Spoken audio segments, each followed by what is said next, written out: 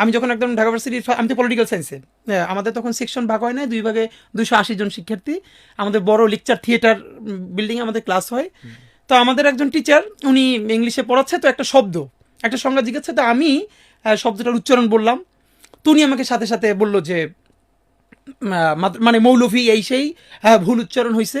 তা আমি খুবই অপমানিত বোধ করলাম এই জন্য যে ভাই আমার একটাই হলো যে আমি পারতপক্ষে খুব শিওর না হয়ে কোনো কিছুর মানে যেগুলো একটু অপ্রচলিত সেসব কোনো সময় আমি বলি না। তা আমার ব্যাগে ওই সময় অক্সফোর্ড ডিকশনারির পকেট কপিটা থাকতো সবসময়। তো উনি যেরকম বলে আমাকে বসাই দিল, হ্যাঁ এই মানে খুবই বাজে কথা বলে, তখন আমি আবার অক্সফোর্ড ডিকশনারি থেকে শব্দটা বের করে সামনে যে ফনেটিক ডিসক্রিপশন দিয়ে লেখা, এইটা আমি ওনাকে দেখানোর চেষ্টা করলাম যে স্যার দেখেন আমি যেটা বলেছি এটাই।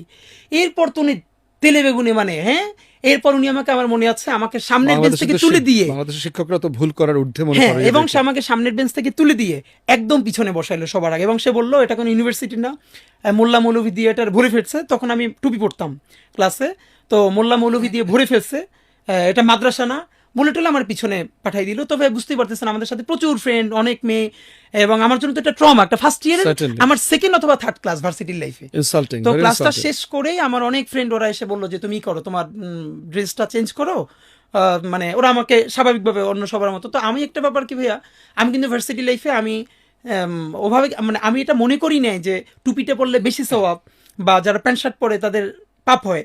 বাট আমি মনে করেছি যে বাংলাদেশের মতো একটা জায়গায়ও, ঢাকা বিশ্ববিদ্যালয়ের মতো একটা জায়গায়ও পড়ে আমার এতখানি আইডেন্টিটি মানে হারাইয়ে তারপরে পড়তে হবে, মানে এইটা আমি কোনোভাবে মানতে পারলাম। তো আমি মনে করলাম যে আমি এরকম থাকবো, তাতে যা হয় হবে।